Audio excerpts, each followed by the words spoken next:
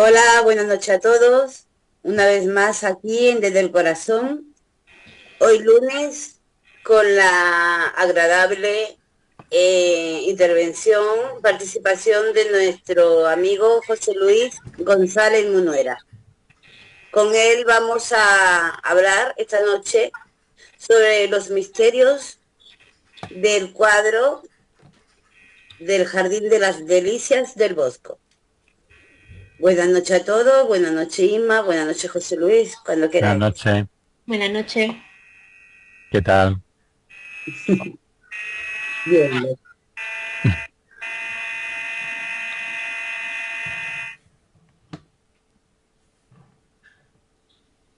Pues cuando me digáis empezamos si queréis. Sí, sí. Sí, cuando quiera, José Luis. Muy bien, voy a darle a compartir pantalla para que veáis la presentación que he hecho al respecto. Muy bien, un segundito. Vamos a mover esto que no me interesa. Bueno, pues la figura de la que vamos a hablar es precisamente sobre el Bosco, que además forma parte de mi último libro, que se titula del mismo nombre, Simbología del Jardín de las Delicias del Bosco, y en el que analizo algunos aspectos de las casi 450 figuras que aparecen a lo largo de este tríptico de la figura de Jerónimo Van Aken, ¿no? Conocido como el Bosco por su lugar de origen. Entonces, vamos a iniciar la presentación. ¿Cuál es el origen? ¿Cómo llego yo a preocuparme por esta cuestión del cuadro del Jardín de las Delicias del Bosco? Como sabéis, yo soy doctor en Bellas Artes, hice mi tesis doctoral sobre las gárgolas, la guía visual del estudio iconográfico y iconológico de la estatuaria gargolaria de España y su entorno, y esto me dio lugar a conocer una serie de personajes que desconocía por completo, que pertenecen tanto al mundo de la historia como de la mitología, como de los diferentes tipos de culturas, ¿no? Sobre todo en el medievo y con trascendencia a lo largo del tiempo, como veremos algunas de las figuras que han trascendido hasta incluso en series de televisión actuales, ¿no?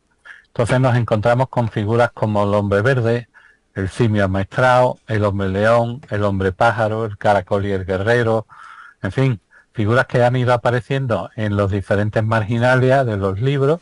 Marginalia entendemos que son aquellos bordes de los libros iluminados medievales del siglo XII al XV, y hizo que descubriera algunas figuras muy particulares a las que le he dedicado diferentes monografías en mis diferentes libros, ¿no? Como es el caso del hombre verde, que vemos, por ejemplo, aquí podemos apreciar perfectamente cómo es la representación de ese hombre verde, es representado a su vez en diferentes capiteles, columnas, todo tipo de decoración, tanto en el románico como con posterioridad, ¿no?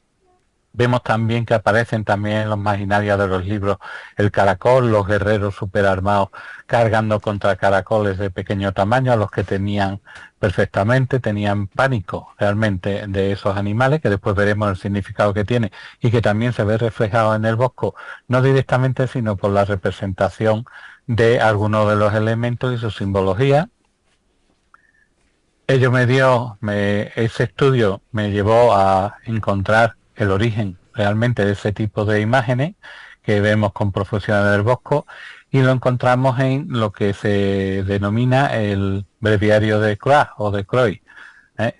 Que es el anticipo, podríamos llamar de alguna manera, de lo que el Bosco va a desarrollar en su tipo de arte. La diferencia es que el Bosco, vemos aquí diferentes ejemplos, de un ejemplo de un gallo del Bosco, vemos los animales representados por Croix, vemos aquí un guerrero, vemos la representación del mismo guerrero en Croix, vemos las mariposas, las vemos también su representación, los vemos en sirénidos, los vemos en todo tipo de personajes que no solo están representados en el breviario de Croix, sino que además llevan representándose en las catedrales, en las quimeras, en las gárgolas, en todo tipo de ornamentación y en las diferentes manifestaciones de tipo artístico.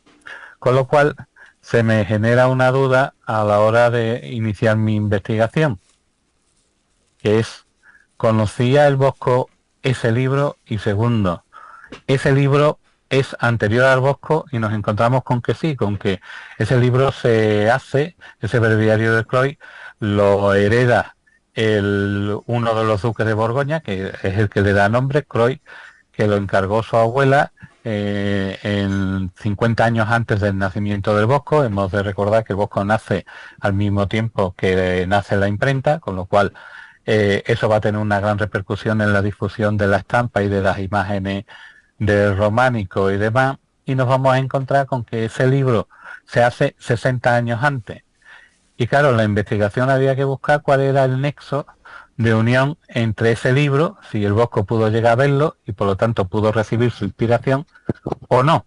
Y lo vamos a encontrar posteriormente, y lo explicaremos a lo largo de este PowerPoint cuando llega ese momento, que es precisamente cuando el duque de Borgoña, el rey Felipe el Hermoso, le hace un encargo de un cuadro de grandes dimensiones, y sabemos que se lleva a término porque se conserva en el archivo municipal de Lille el recibo con el valor de las 36 libras que se le dan de anticipo. Vemos aquí una copia de lo que es el recibo, por el encargo de una obra de dimensiones de 9 pies de alto, es decir, 2,74 con 22 centímetros por 11 pies de ancho, unos 335 con 28 centímetros aproximadamente.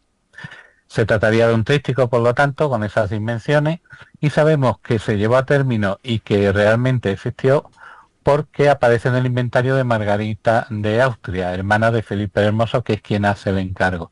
Y a su vez esta se la dona a una de sus criadas, ¿no? Y también aparece en otra partición, y aparece solamente una parte de esa obra, ¿no? Pues nos dice una media tabla de San Antonio que no tiene cubierta ni hoja, que está hecha por Jerónimo Bosch y ha sido donado a la señora por Joan, en este caso Margarita. Y sabemos que el fin de esa tabla acaba en el monasterio de Bruenburg, en Brest, donde se mandó enterrar esta Margarita con su segundo esposo, con Filiberto de Saboya. La técnica, para poder comprender un poco cómo funciona el Bosco, hemos de comprender por encima su técnica. No vamos a entrar de manera prolija en ella, simplemente vamos a decir que aplica, en contra de cómo se aplica la técnica flamenca, consiste en un fuerte dibujo hecho a base de grisalla sobre el que se aplica el color en veladura con barnices, y la luz, al pasar por ese vamos a llamarle ese cristal de veladura de barniz, refleja sobre el blanco que tiene y le da una gran vibración tonal de colores, ¿no? El Bosco actúa así y trabaja con una muy poca cantidad de color, lo aplica de manera muy suelta, muy diluida, con lo cual consigue perfectamente efectos de luminosidad y efectos de acabado con muy poco recurso técnico. ¿Por qué sabemos esto? Lo sabemos precisamente por el estudio de la reflectografía infrarroja, que nos enseña el dibujo subyacente de la obra del Bosco. También se ha aplicado en muchos otros autores, ¿no?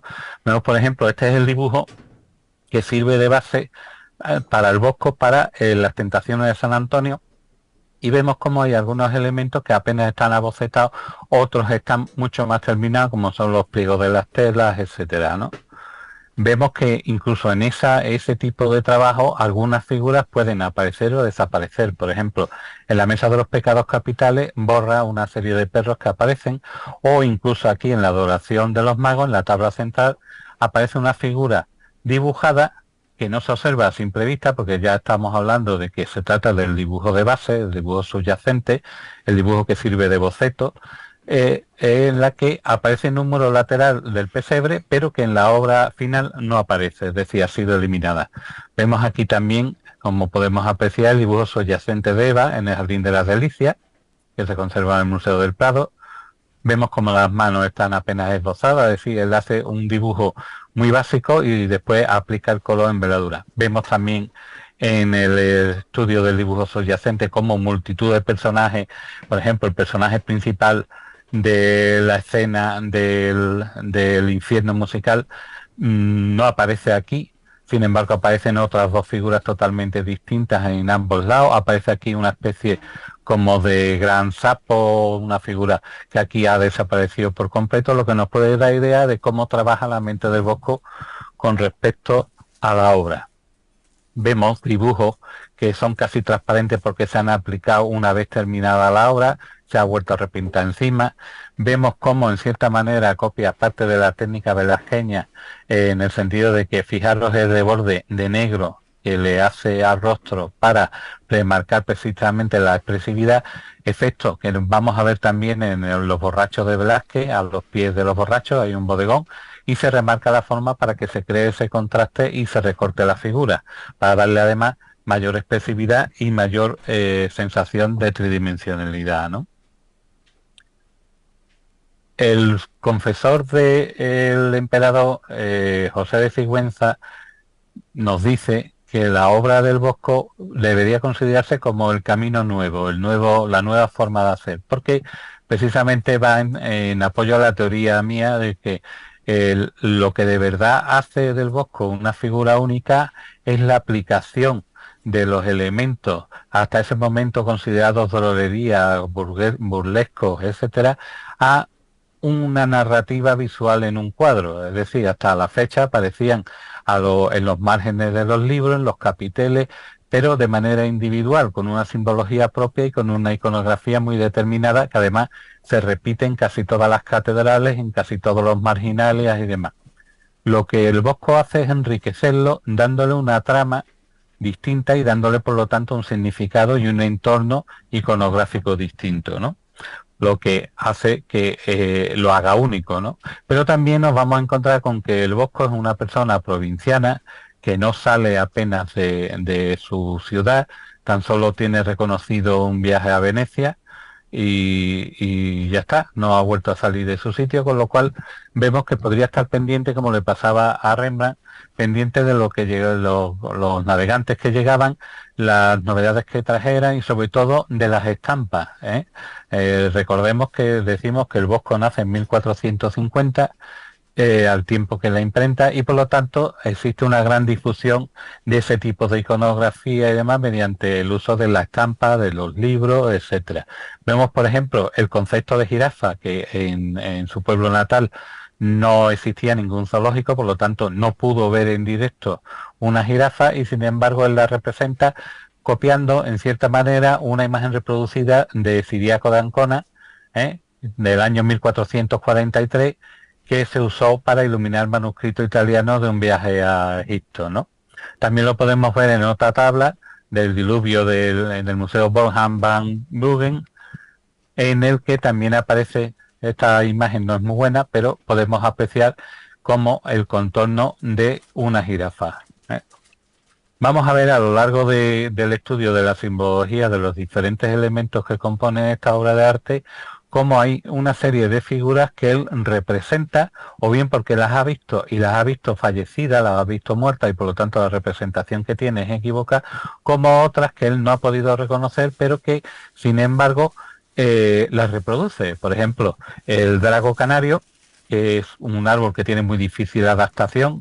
En el libro explico los varios experimentos que ha habido de intentarlo colocar en diferentes climas, que yo sepa tan solo en Cádiz se reproduce con cierta facilidad, pero en Sevilla, por ejemplo, hubo una donación al emperador y los dos dragos que se plantaron cerca del archivo de India, los dos murieron porque no eran las condiciones climáticas adecuadas. Él, por ese motivo, posiblemente nunca hubiese llegado a ver un drago canario, pero sin embargo lo representa en la tabla de la presentación de Eva a Adán, ¿no? Y lo representa en la parte posterior de Adán, y posiblemente por la forma, por la estructura y por la representación esté copiado de un grabado de Martin Schongauer de la huida a Egipto de 1494. Pero tampoco se libra del concepto de copia o de influencia iconográfica en las portadillas, la representación de Dios Padre, que podemos ver aquí en pequeñito, que es una copia de un grabado de una serigrafía de Wolgemuth para el Liber Conicarum que se hizo en Nuremberg en 1493. Podemos ver cómo se representa a Dios sedente, se representa con un libro a la mano, con la corona con la tricorona, representando cada uno de los estamentos del cielo, tierra, espíritu, etcétera, ¿no?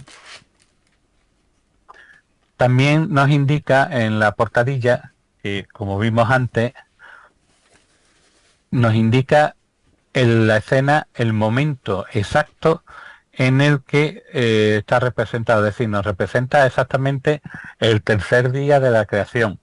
Y lo podemos ver por lo que pone en dos frases que escritas en dorado, que dice él mismo lo dijo y todo fue hecho, están en latín, y en la otra frase que dice él mismo lo ordenó y todo fue creado, lo cual nos lleva al Salmo 148,5, que nos indica el momento de la creación en el tercer día. Y dice, alaben el nombre de Jehová porque él mandó y fueron creados.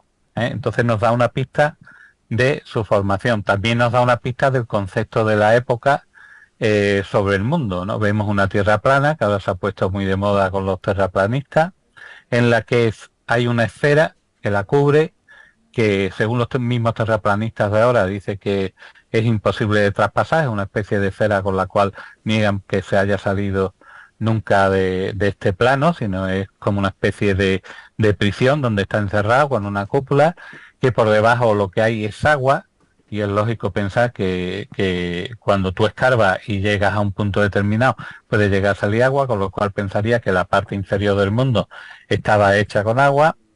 Incluso en la parte superior podemos ver que algunos autores lo contemplan como si fuera el instante después, el tercer día después de un gran diluvio universal. Lo vemos por la formación de las nubes que aquí se representa. A mí me parece muy aventurado esa teoría, pero la cuento por si alguien. Vemos que no hay ningún tipo de persona, vemos que hay formaciones rocosas en esta parte de aquí, una parte más plana, fin, inicio de diferentes tipos de vegetaciones. Hay muchos manzanos, esta zona de aquí son todo de manzano.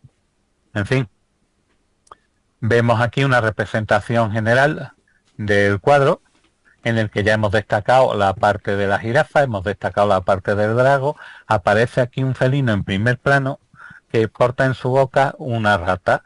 Entonces, dependiendo de algunos autores, como Cooper, por ejemplo, nos dice que ese personaje, ese gato, lince, sería la representación de la simbología de la vigilancia de Cristo sobre el hombre para evitar que pecara.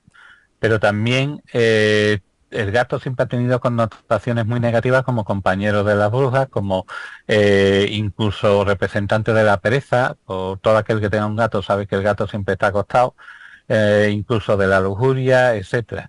Pero claro, en este contexto lo representa el Bosco como que lleva una rata en la boca, y por lo tanto la rata se le atribuye la capacidad de ser devoradora, maligna y reproductora. Y por lo tanto se va a una referencia bíblica que es royendo la raíz del árbol de la vida, por lo cual su significado sería un significado positivo con respecto a lo que está en todo el conjunto representado. También vemos en la parte superior izquierda del cuadro del Jardín de las Delicias, vemos que representa animales fantásticos, se representan muchos animales fantásticos. Aquí no vamos a entrar en el estudio de algunos de ellos, que en el libro sí entro, como por ejemplo el grifo, que se representa hasta en 7 ocasiones distintas, pero aquí sí vamos a entrar en el unicornio porque reproduce una escena que algunos autores la han dado en determinar, que yo no sé si puede ser o no, pero el unicornio usualmente, vemos aquí el unicornio y vemos al rinoceronte. El unicornio usualmente se representa con la figura de Cristo, y es además, dentro de los elementos alquímicos, representa la parte activa y la parte masculina, por la forma fálica del cuerno que tiene. Pero vemos que a su lado también se representa un rinoceronte de manera muy sui generis. Fijaros cómo no tiene nada que ver con el rinoceronte que conocemos actualmente, ¿no? Y además tiene una leyenda, que después veremos cuál es la aplicación de este cuadro, que dice que el cuerno del unicornio tiene las características de si toca un agua que esté en mal estado, la purifica y la consagra. Y veremos cómo posteriormente ese posible significado lo vamos a ver representado dentro del cuadro con posterioridad. Vemos, por ejemplo, cómo tampoco Durero vio nunca un rinoceronte y sin embargo lo reprodujo a base de lo que le comentó un comerciante italiano que le hizo una descripción bastante cercana a lo que iba a ser el rinoceronte. Por lo tanto, a partir de este momento, ya como hemos dicho antes, con las estampas ya podían tener una versión. Pero en realidad el unicornio es un personaje que ha podido existir, no como nosotros lo concebimos, porque el unicornio ha tenido representaciones de cabra, como una cabra con un cuerno único y muy largo, ha tenido representaciones de todo tipo, y que siempre podía una virgen, siempre iba al regazo de la virgen, allí era donde se capturaba. Pero sí es verdad que hasta el casi 10.000 antes de Cristo ha habido representaciones de mamuts en las cavernas y demás, con lo cual ha podido convivir con el hombre y el hombre ha podido verlo. Y también podría ocurrir que igual que han sobrevivido en Alaska y en sitios donde las nieves son perpetuas, ha podido sobrevivir el mamut durante mucho tiempo, pudo sobrevivir un personaje como es este que está representado en el Museo Británico, que es un elasmoterio, que tiene la altura de una alzada de como un caballo y medio y un cuerno, como podéis ver, con unas proporciones bestiales. Es tan importante el cuerno del unicornio porque además tiene la leyenda que elimina el efecto de los venenos. Por eso los reyes de Suecia tenían el trono formado por supuestos cuernos de unicornio para protección y demás, y bebían en una copa supuestamente de un cuerno de unicornio que en realidad era de un narval, ¿no? Entonces podremos ver, por ejemplo, en la representación de este unicornio, y que además se va a ver en diferentes elementos del cuadro del Jardín de las Delicias, que representará el triunfo de Jesucristo sobre la muerte y su doctrina dentro del seno de la Iglesia, ¿no? Vemos aquí una quimera de un unicornio de la Catedral Notre Dame de Reims.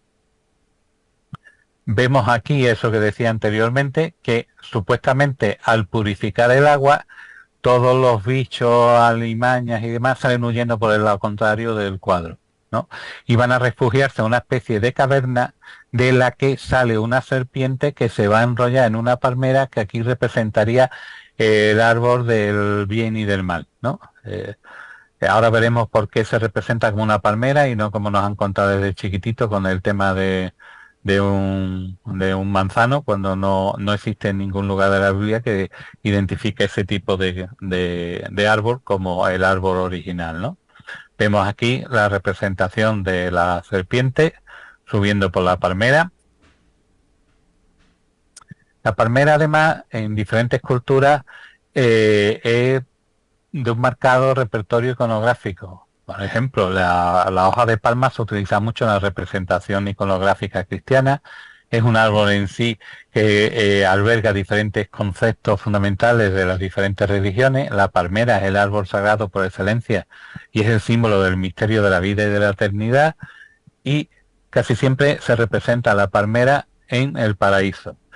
Si lo relacionamos con el árbol de la vida, nos vamos a encontrar que en el libro de Génesis, en el capítulo 2, versículo 9, se menciona la existencia de dos árboles plantados por el mismo Yahvé en medio del jardín del Edén. El árbol del bien y del mal y el del conocimiento. Posteriormente, en diferentes textos, también se va a hacer una reinterpretación de ese tipo de libro, y o sea, de ese tipo de representación del árbol del bien y del mal, como podemos verlo, por ejemplo, en un documento que se llamó Yavista, que es de un sacerdote desconocido del siglo IX antes de Cristo, que procedió a la revisión del Génesis y procedió a identificarlo al mismo tiempo con la palmera, etcétera, ¿no? Como hemos visto representado. Algunos otros autores también entienden que en donde está la cueva donde se refugian los seres maléficos, por llamarlo de alguna manera, Dalí se inspiró para hacer su autorretrato como orgiástico masturbador, que es el título del cuadro. Entonces, algunos autores creen ver una similitud entre lo representado en esa y lo que sería la obra de Dalí. Yo no entro ahí porque no me parece realmente que tiene un cierto aire, pero tampoco considero que Dalí hubiese entrado en esa cuestión. Dentro del panel central del tríptico nos encontramos con lo que algunos autores atribuyen que podrían ser Adán y Eva. Lo vemos aquí y lo atribuyen precisamente porque ven que esta mujer que aparece desnuda, cubierta de vello, de pelo, sostiene una manzana en su mano. Pero vemos que hay a su vez otros dos personajes detrás, entre ellos uno que está vestido, que es el único personaje que aparece vestido junto con Dios y los personajes estos del infierno musical, y aparece un tercer personaje que no sabemos a quién podría representar. Por lo tanto, yo considero que no representa a Adán y Eva, sino que ella representa a lo que sería un prototipo de personaje que aparece en casi todos los Marginalia, que es la mujer salvaje, que equivale también al hombre salvaje y que son representados en multitud de ocasiones de diferentes maneras. Casi siempre son representados con un garrote, sería el equivalente al Sasquatch americano o al hombre de las nieves, pero en este caso son los defensores de la fe. La Iglesia los recoge y los pone como defensores de la fe a ultranza y aparece en muchos títulos nobiliarios, en muchas portadas de catedrales y demás. Vemos aquí cómo sería la representación de dos mujeres salvajes que no son general su representación, es decir, es difícil encontrarlas iconográficamente hablando, pero que sí que existen y están representadas en numerosos lugares. El resto de las figuras del panel central aparecen todas desnudas, en grupos o parejas, realizando todo tipo de actos de contenido de interrelación personal, incluso de carácter erótico, ¿no? Vemos incluso algunas escenas que son subidas de tono, que no vamos a entrar a comentar, comentaremos por encima algunos de esos elementos, ¿no? Los animales que aparecen son también reales, pueden ser fantásticos, pero tanto unos como otros, como los frutos, van a aparecer con diferentes tamaños que no se relacionan con el tamaño real, ¿no? En el nivel superior vemos representado un número de construcciones fantásticas que flotan en el agua y que simulan a lo que sería la fuente de los 4 ríos del panel del paraíso, con lo cual en cierta manera establece una relación con lo representado en la Biblia, pero aparecen quebrados en sus partes, con lo cual también nos quiere indicar de lo efímero, del carácter efímero de los supuestos placeres de lo humano, ¿no? Y su representación en este jardín. Vemos también que en un principio el cuadro se pensó para hacer la creación de Eva, pero posteriormente el autor, y lo hemos visto por la reflectografía infrarroja, en la que vemos cómo hay algunos arrepentimientos en el rostro de Dios, en la que aparece primero mirando a Adán y después aparece mirando a Eva, en la que se supone que cambió el concepto para enseñarnos el momento en el que es la presentación de Eva a Adán, ¿no? Y por lo tanto podemos ver cómo la presenta, pero de una manera muy subgéneri, la representa agarrándola por la muñeca como si fuera una situación en cierta manera forzada, ¿no?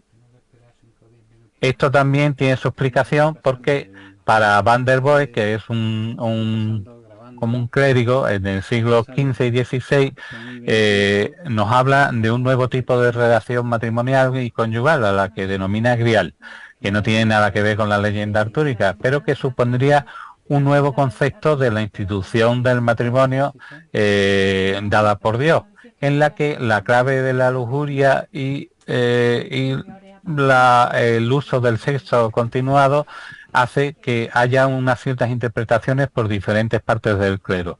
Esto acabó con un concepto que algunos autores también atribuyen que podía pertenecer al Bosco, yo creo que no, a una tendencia que se llamó la adamita, que podemos leer en muchos libros que se le atribuye a que el Bosco pertenecía, pero como digo, reitero, considero que no. Los adamitas tenían el concepto de que el fin del mundo estaba cerca y que por lo tanto había que disfrutar de los placeres mundanos, volviendo al momento en el que se produce la creación, en la que no había vestimenta, no había preocupación por la vida, etcétera. Entonces, sería como una especie de libertinaje, ¿no?, de tipo sexual. Vemos también en la figura de Eva que aparece un conejillo que le está dando la espalda. El símbolo del conejo casi siempre es la fertilidad, la reproducción. ¿Por qué lo representa el Bosco con el conejo dándole la espalda? Precisamente porque en su matrimonio no hubo hijos. Entonces sería una forma de representar la no fecundidad, ¿no?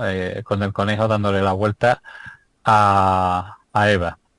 Vemos también que hay multitud de representación de aves, en la cual podemos encontrar justo en la parte central, al lado de la cabalgata, en el lado izquierdo, según lo vemos, donde figuran figuras desnudas que montan pájaros gigantes. Por ejemplo, podemos contemplar un pájaro carpintero, un petirrojo, un pato, y podemos entender que el uso de este término puede perfectamente ser poseedor de un doble sentido, porque el término Vogelen, que es el término en flamenco para denominar pájaro, también tiene el doble sentido de las relaciones sexuales y una forma de llamar al aparato reproductor masculino, ¿no? Como el pájaro, ¿no? Y por lo tanto, si trazáramos una X imaginaria dentro de lo que es el cuadro, de lado a lado veremos que casi todas las representaciones donde aparecen los pájaros está en la parte central del cuadro. Ahora veremos lo que quieren significar cada uno de ellos, porque cada pájaro tiene un tipo de simbología absolutamente distinto. Podemos contemplar que son alrededor de 76 especies de pájaros las que aparecen tan solo en el Jardín de las Delicias y otras tantas en sus diferentes obras. Por lo tanto, podemos darnos cuenta de la importancia de la ornitología que tiene para el Bosco, ¿no? Ya que serían casi 150 del tipo de representaciones de pájaros frente a los 700 tipos de especies que constituyen el grupo de las aves, ¿no? Por ejemplo, el jilguero aparece en la parte del panel central y se le atribuye la leyenda de que le gusta mucho picotear el cardo. Y el cardo, por lo tanto, tiene muchas espinas y que al picotearlo se araña la cabeza, se araña el rostro y por lo tanto se le representa con la cabeza roja precisamente por la sangre de picotear el cardo. Esto conlleva la comparativa con la corona de Cristo, que estaba llena de espinos, y por lo tanto se le vincula a este pájaro, al jilguero, casi siempre con la pasión del Señor. Lo podemos ver en multitud de altares, como hay representaciones de pajarillos jilgueros en algunos de ellos, ¿no? Y lo hace por ese motivo, por la iconografía del tema religioso. Después veremos qué significa que le esté dando a estos hombres un racimo de uva a comer.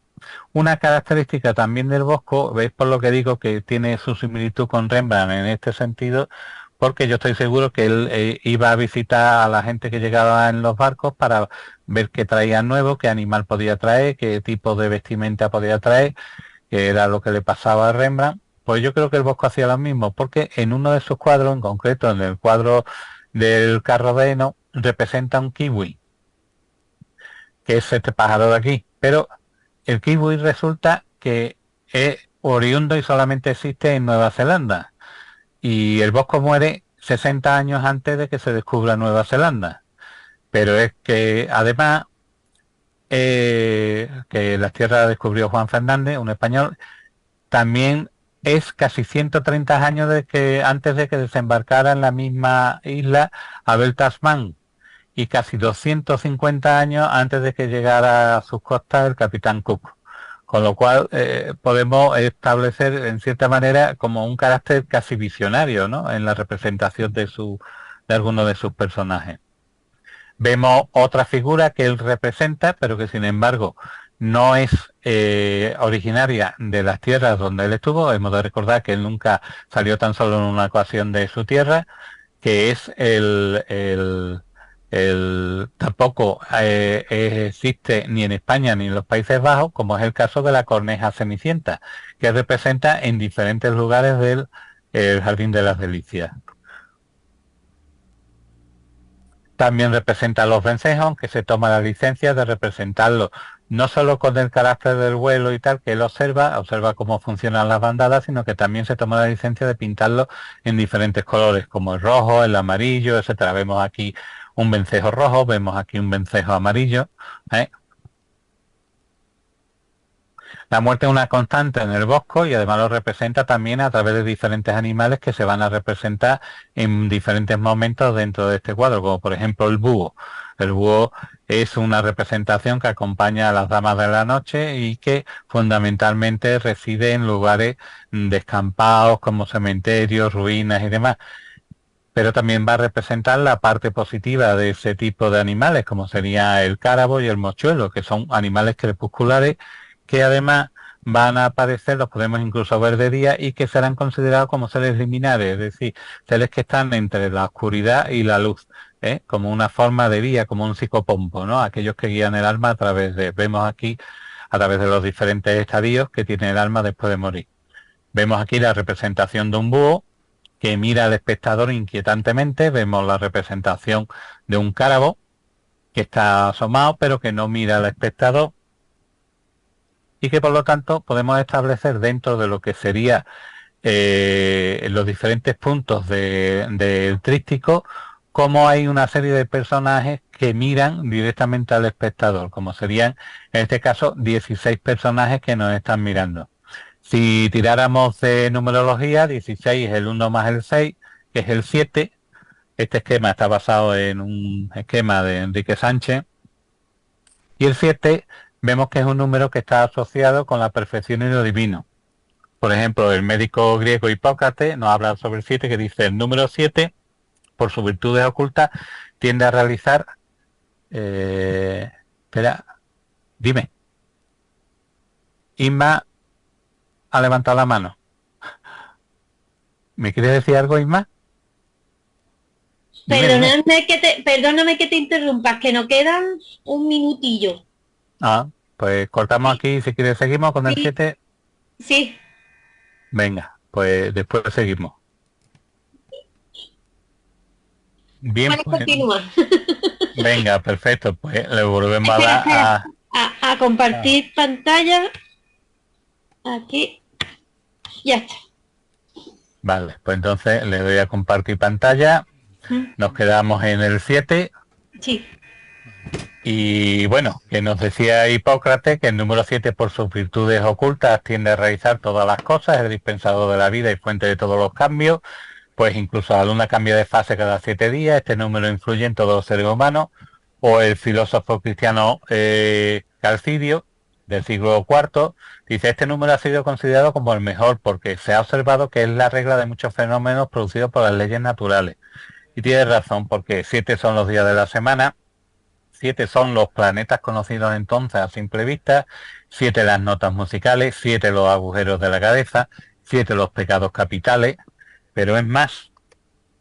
En la Biblia se hace referencia al 7, por ejemplo, en Josué 6 le dice Dios a Josué, y todos ustedes, los hombres de guerra, tienen que marchar alrededor de la ciudad, dando la vuelta a la ciudad una vez, y 7 sacerdotes deben llevar 7 cuernos de carnero delante del arca, y al 7º día ustedes deben marchar alrededor de la ciudad 7 veces, y los sacerdotes deben tocar los cuernos, y tienen que suceder que al hacer ellos sonar el cuerno del carnero, todo el pueblo debe soltar un gran grito de guerra, y el muro de la ciudad tiene que desplomarse. Muchas más citas. El número 7, en Mateo 18, podemos leer, entonces se acercó Pedro y le dijo, Señor, ¿cuántas veces he de pecar contra mi hermano y he de perdonarle yo? Hasta 7 veces. Jesús le dijo, no te digo hasta 7 veces, sino hasta 77 veces. Y se menciona el número 7 en el Apocalipsis más de medio centenar de veces. Por ejemplo, se habla de los 7 sellos, de las 7 trompetas, de las 7 copas, que son una serie de cataclismos que terminarán con el juicio final. Los 4 primeros sellos son los 4 jinetes del Apocalipsis. 7 ángeles, 7 plagas, 7 truenos, un cordero con 7 cuernos y 7 ojos, un dragón con 7 cabezas.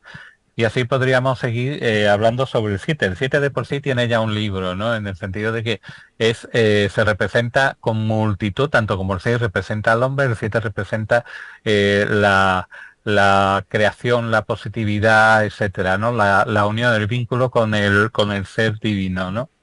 Bien, seguimos con los personajes que aparecen en el Jardín de las Delicias. Podemos ver la representación de la espátula real española, fijaros que a pesar de que es de origen español, tiene su representación en el mundo mexicano, ya que se representa al dios del inframundo con la representación de la espátula real española. Y es más, al tipo de arma arrojadiza de 3 plumas mexicanas también se le llama así, la espátula española. representaría en este caso su simbología la maledicencia y la calumnia.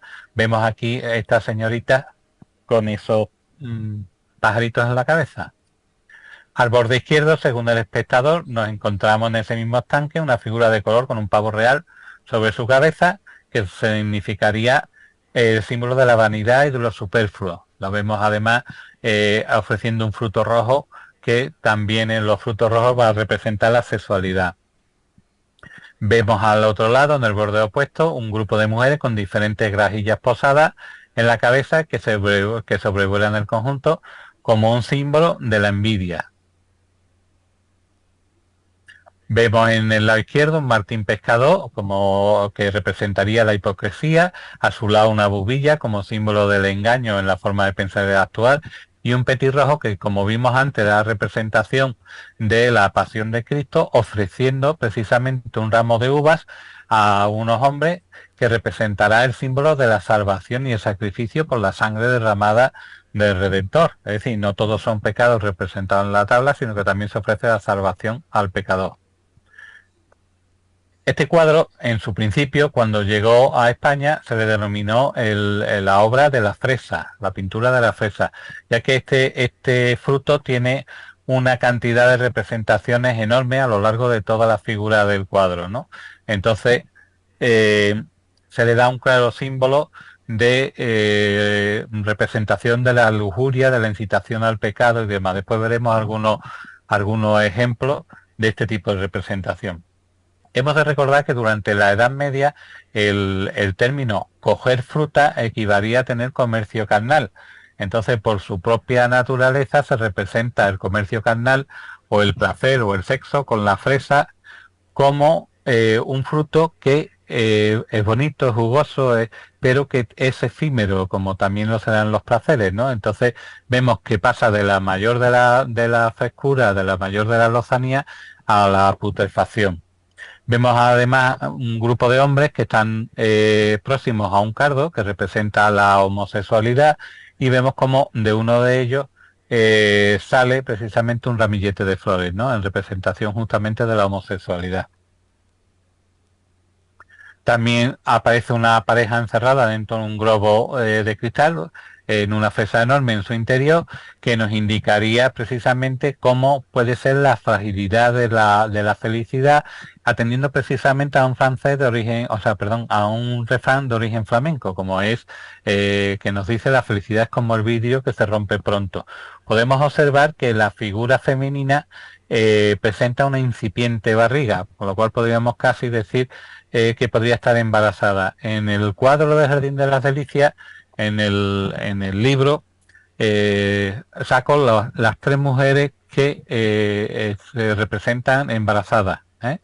Entonces es interesante porque dependiendo del lugar donde estén ubicadas va a tener un significado u otro, que no vamos a entrar en ello porque sería demasiado prolijo. También se establece una relación con la Virgen María con respecto a los diferentes momentos del fruto, que vamos a obviar por el tema de no pasarnos de tiempo, ¿no?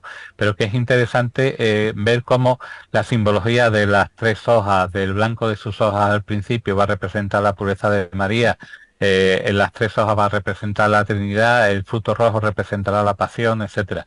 Es interesante.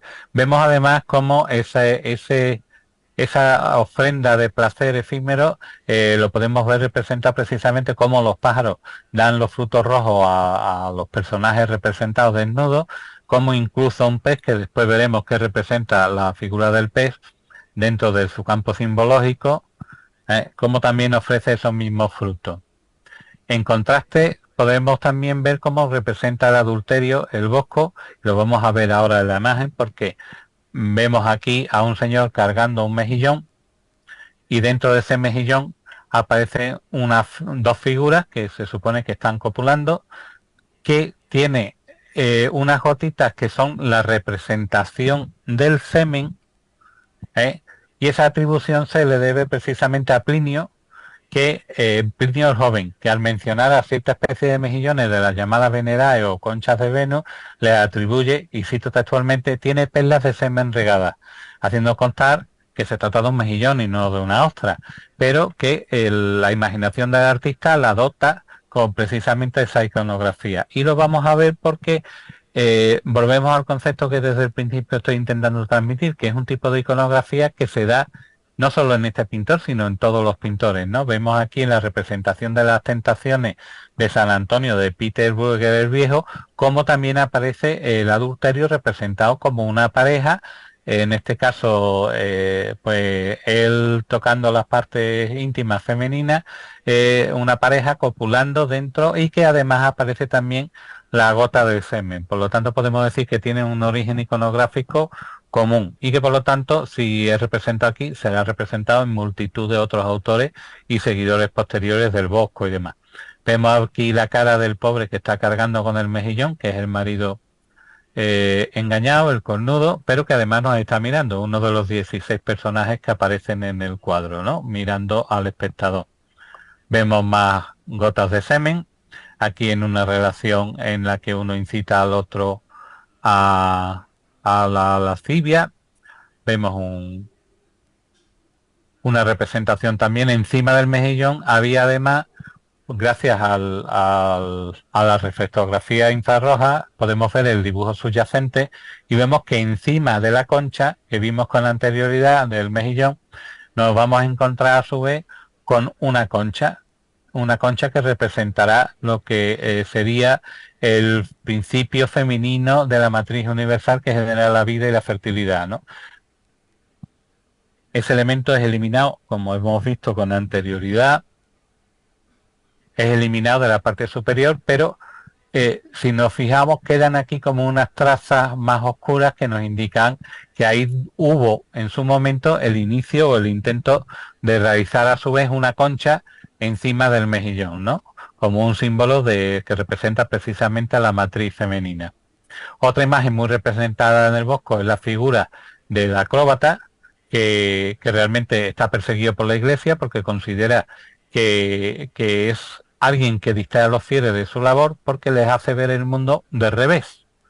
Entonces lo considera como un ser lujurioso, como un ser que lleva al pecado, precisamente porque obliga o hace cambiar el punto de vista distinto, lo ve desde otro punto de vista y que pertenece a un grupo llamado dentro del medievo los hijos de la luna, que eran los que supuestamente acompañaban al diablo, que eran un conjunto de seres como los vagabundos, los pintores, los marinos, los estudiantes errantes, los soñadores y los inconstantes, y por lo tanto tenía una carga negativa. Vemos aquí un ejemplo en la catedral de Oviedo, vemos un ejemplo de uno de ellos, de una gárgola, vemos representaciones en diferentes capiteles.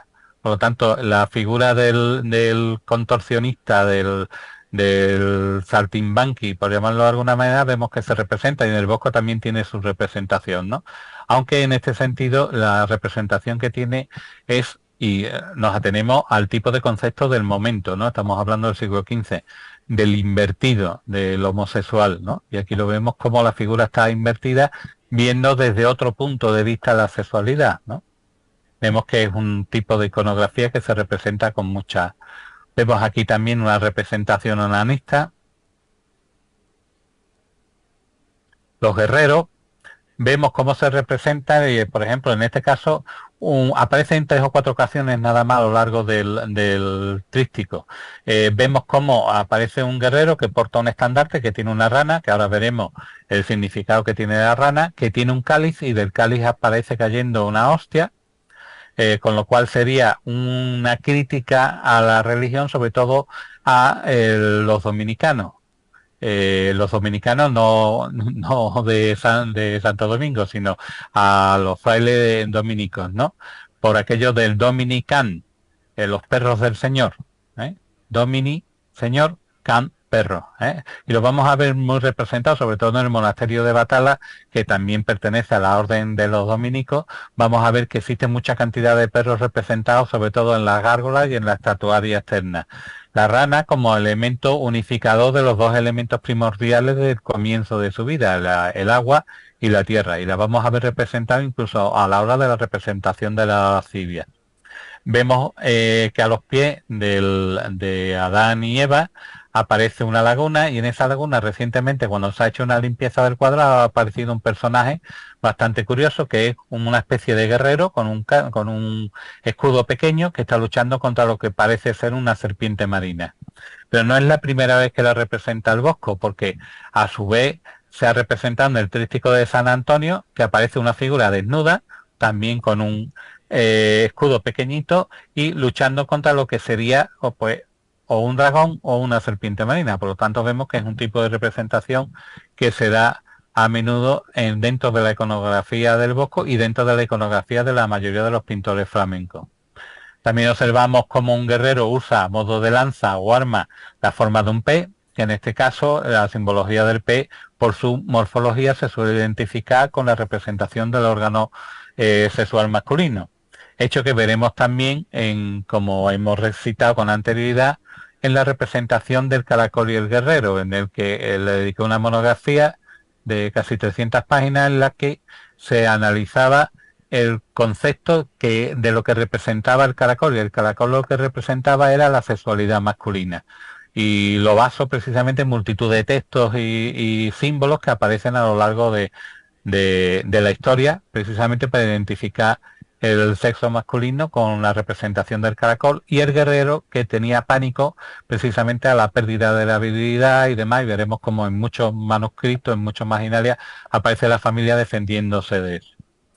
También vemos que el Bosco tiene interés por todo tipo de insectos y mariposas. Por ejemplo, en el jardín central del Jardín de las Delicias aparece una mariposa de tipo Agraisurticae, que tiene su nombrecito, libando sobre un cardo, cuya postura no es la adecuada, es la postura que tienen las alas cuando la mariposa está muerta. Con lo cual, porque la postura cuando la mariposa está viva sería totalmente inversa, lo que nos indica precisamente que tuvo una visión directa de este insecto el Bosco, con lo cual hizo una representación de lo que él pudo concebir viéndolo directamente. También tiene su simbología, porque si el cardo representa a la homosexual, la mariposa también es un tipo de descripción despectiva con respecto a un tipo de tendencia, ¿no? Vemos también que en el Jardín de las Delicias se le dota de alas de mariposa a un personaje, en concreto de la Mariola Jurtina, que es esta de aquí, para que incita a subir a la taberna que existe en el Hombre Árbol. Voy a ir un poquito más rápido porque se me va a echar tiempo en suma. ¿Por qué el Bosco representa el infierno musical con instrumentos musicales? Pues tenemos que irnos a la raíz del por qué en el medievo no se consideraba la música como algo bueno, se consideraba como algo pecaminoso.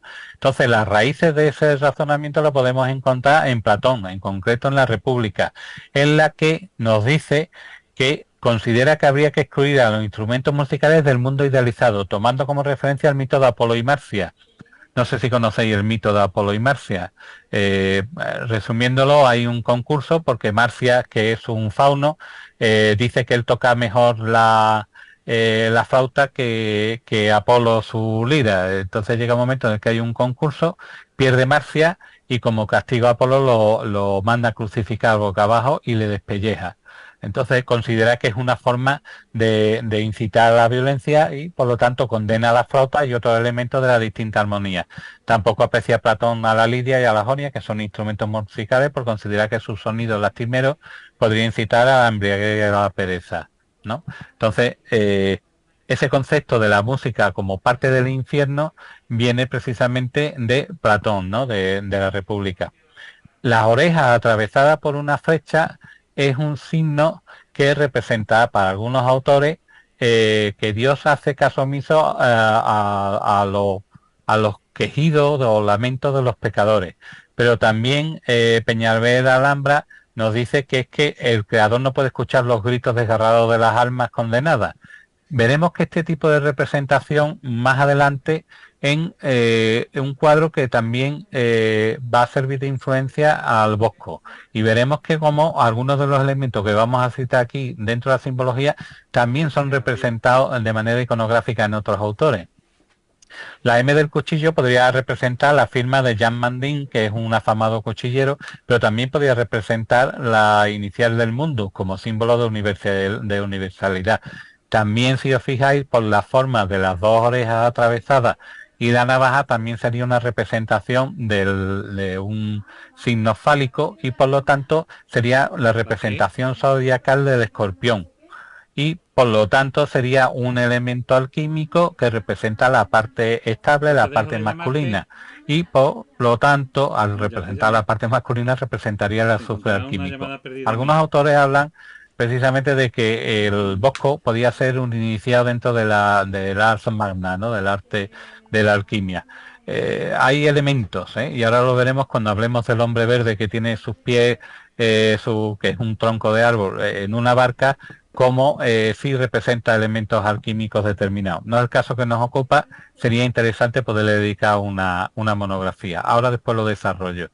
Vemos que existen gaitas en la cabeza de ese hombre árbol o hombre verde, como yo le llamo, y es un tipo de instrumento musical que se representa casi siempre como un elemento considerado como lascivo, y lo podemos ver en los diferentes cuadros de Peter Bruegel el Viejo, como La boda de Ordeano, Banquete nupcial, El baile de los labriegos, etcétera, en la que el concepto de que la música de la gaita excita los sentidos e incide a la lujuria. Lo podemos ver porque en los cuadros de Holbein el Viejo siempre los gaiteros se representan itilifálicos, es decir, contentos, muy contentos. Y también podemos apreciar parte de este concepto de que el gaitero, mediante la música de la gaita, incita al pecado en la sillería de coro de la Catedral Nueva de Plasencia, en el pomo del sitial número 27, donde vemos un gaitero que deja asomar sus partes pudendas, ¿no? Vemos que el hombre árbol tiene sus dos plantas, por llamarlo así, sus dos piernas las tiene ubicadas en una barca, y eso tiene un claro elemento alquímico, porque representa, como diría yo, un mensaje oculto que tiene una intención para aquel que posteriormente lo puede interpretar, ¿no? Entonces, representaría, algunos también dicen que puede representar la iglesia cristiana y su derivada en el tiempo, etcétera, pero yo creo que este elemento está basado en un grabado, en un dibujo hecho en papel ocre que se encuentra en el castillo de Windsor, que fue realizado entre 1513 y 1516, recordemos que el Bosco muere en 1516, y que yo estudio con profusión en el libro anterior, Las claves herméticas de las puertas de la Catedral de Sevilla, porque aparece como un elemento clave hermético, ¿no?, en el que precisamente representaría los dos elementos, lo volátil y lo terrenal, representado por el árbol del bien y del mal, ¿no?, en una barca. Una composición alquímica francamente interesante, y que, como ya digo, desarrollo en el libro anterior de Las claves herméticas, y que sería interesante el poderlo haber desarrollado, lo que conllevaría muchísimo más tiempo del que disponemos. Otros elementos, vemos que un grupo de frailes tiende, de animales representados como frailes, tiende a refugiarse en una gran cabeza como de un cráneo de caballo, etcétera. Podemos ver que hay una campana cuyo badajo es un personaje desnudo, del que de sus partes pudendas cuelga un mono. El mono representa casi siempre un espejo de los defectos del hombre. Hemos de recordar que en la cultura romana el mono se consideraba que era la reencarnación de un hombre que purgaba precisamente por sus pecados en esa forma. Vemos que el mono se representa en 4 lugares distintos, donde lo hemos visto anteriormente: en el paraíso montado encima de un elefante, aquí en una manada de monos que están justamente al pie de una de las cuatro fuentes de los 4 ríos, que podemos compararlo casi con la representación de los hombres que hay aquí, y también en la oreja atravesada por la flecha, en la que tira de un hombre partido por la mitad, que significa el dominio de la parte bestial del ser humano sobre lo racional, ¿no?, que sería otro símbolo a desarrollar.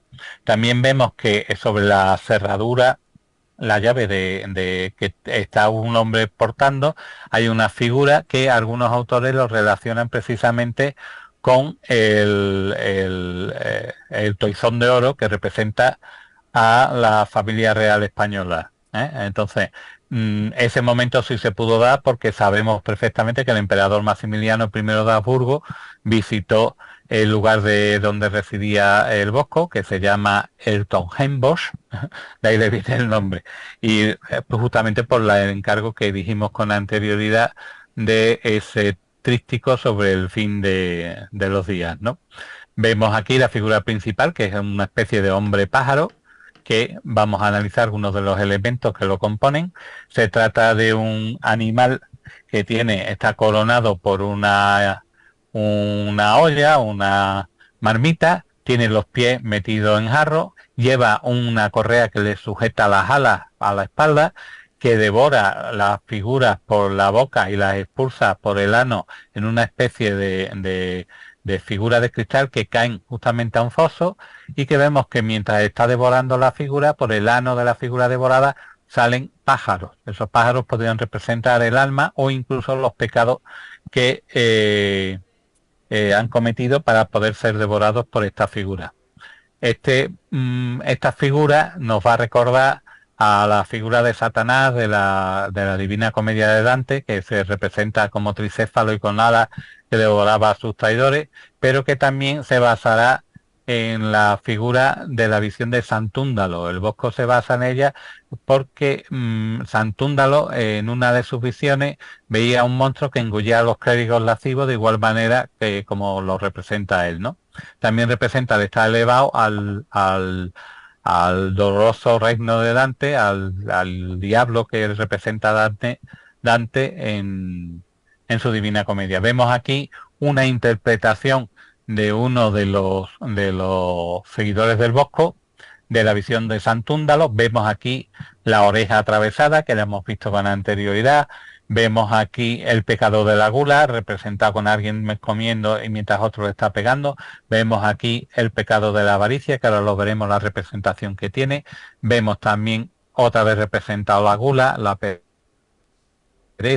en fin, son una serie de elementos de un seguidor del Bosco y que representa justamente la tentación de Saturno, ¿lo veis? Por ejemplo, a los pies y alrededor de la fosa caen los lujuriosos, se castigan otros pecados capitales, como por ejemplo la pereza, que aquí está representado con un hombre acostado en su cama. Podemos decir que la vinculación del Bosco con lo paranormal también tiene una estrecha relación, porque aquí podría estar representando eso que llaman en Hispanoamérica el salto del muerto, ¿no? Que te despiertas a mitad de noche con la sensación de que tienes a alguien sentado encima y demás. Pues aquí podría ser la representación con ese extraño personaje que aparece mientras el individuo está durmiendo.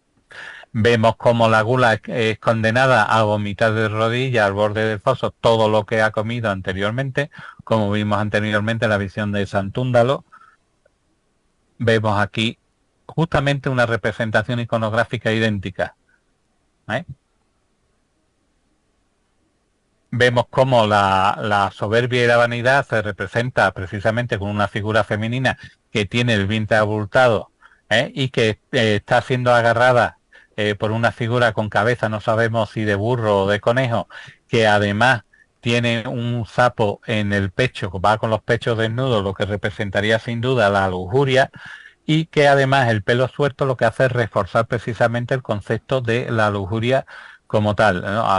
Algunas culturas todavía hoy día consideran que la mujer lleve el pelo suelto como una incitación a la lujuria, como un pecado, ¿no? Vemos también que algunos autores creen verle en la representación de esta figura, la figura de Lilith, pero no tiene ninguno de los elementos, no tiene ni las patas de ave, ni tiene una serie de elementos iconográficos que la definirían como tal. Vemos aquí el castigo de la avaricia, en la que el pecador se ve obligado a defecar las monedas de oro que ha atesorado de manera pecaminosa. Vemos el laúd, que como hemos dicho antes, son considerados como instrumentos que incitan al pecado y que por lo tanto al incitar a la lujuria vemos como la serpiente le está mordiendo justamente en sus partes genitales.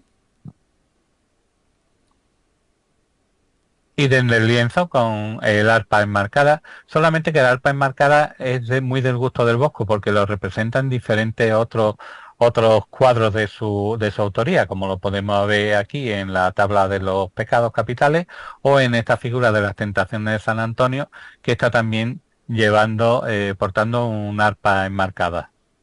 Vemos también la sanfonia de rueda, cómo se representa dos figuras, una que está agarrando a la que está tañendo precisamente un triángulo, que es un instrumento cuyo cuerpo es el propio que hace la materia resonante. Vemos que en la parte superior quien le está dando vueltas a la sanfonia de rueda, porque es un instrumento que hay que girar para que salga el aire por una parte determinada. El individuo que maneja la manivela porta un cuenco.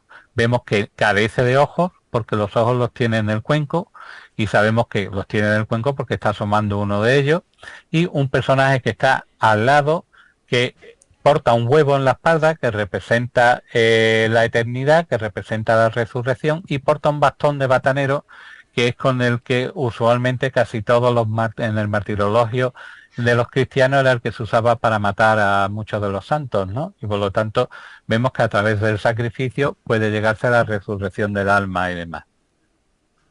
Vemos también como hay otro tipo de instrumentos, como la flauta. En este caso la parte donde se digita está introducida en el resto de este personaje, y vemos como hay otra serie de instrumentos que podríamos crear casi una pequeña sinfonía, ¿no? Con tamboriles, con flautas, en fin. Un personaje que llama mucho la atención y que además está muy representado en los Marginarias es el conejo cazador o el conejo asesino, ¿no? Realmente, que de por sí ya tiene una misma monografía. Vemos cómo aparece en algunos de los Marginarias de los libros, cómo tiene unos atributos como de hombre, pero de manera muy animalizado, ¿no? En cierta manera es un reflejo del hombre en sí mismo. Vemos cómo el cazador se convierte en cazado.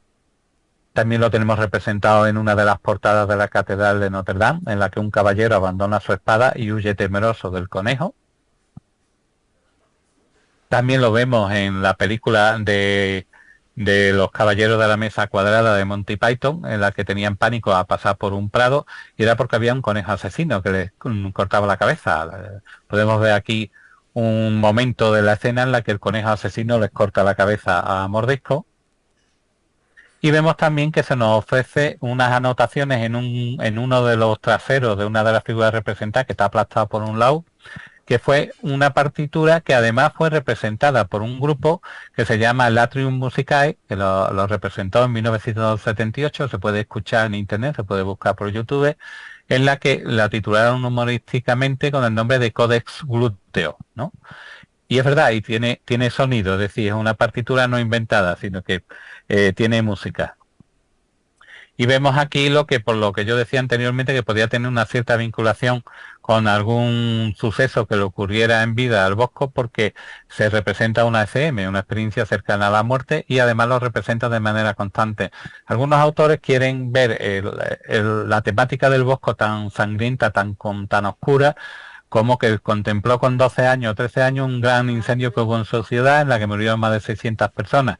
Yo no creo que eso sea así, sino simplemente que tú pintes calaveras, yo las pinto, por ejemplo, y yo no tengo un trauma, sino que simplemente es una interpretación, yo creo que por parte de los autores, para dotarle de ese aire misterioso, pero no creo que tenga mayor importancia. En el libro y en la presentación se nos ha quedado por ver los diferentes tipos de juegos que aparecen en una parte de los juegos, los animales representados como el grifo y demás, su relación de los elementos representados del juego con el tarot y la mitad, los sirénidos, en fin. El libro es un libro extenso y por lo tanto tiene mucha simbología. He intentado recortar un poquito para que nos diera tiempo y no nos pase como la otra vez que nos pasó. Aquí están los medios por los que podéis contactar conmigo, a través de Facebook, a través de Instagram, a través de mi página web. Y esto es todo, amigos, por el momento. José Luis, como siempre, escuchándote me ha venido para mi cabeza: el desconocimiento nos hace esclavos, el conocimiento nos da la llave a la libertad. Claro, es que el conocimiento hay que compartirlo. Yo, pues, cuando me habéis hablado de hacer otras sesiones, yo encantado. Yo humildemente lo que yo pueda ilustraros, pues mira, a mí me encanta. Yo os digo que me gustaría que fuera más participativo, es decir, que hicierais preguntas, porque eso deriva a otra conversación, ¿no? Es decir, y a descubrir otras Pasa que es cosas que, que están vinculadas. Pues José fijaros que, Luis, dime, José Luis, es que nos dejas tan no, con la Ana, boca abierta, de verdad. el problema es que todo está relacionado y entonces es interesantísimo Tomando, porque, tomando apunte.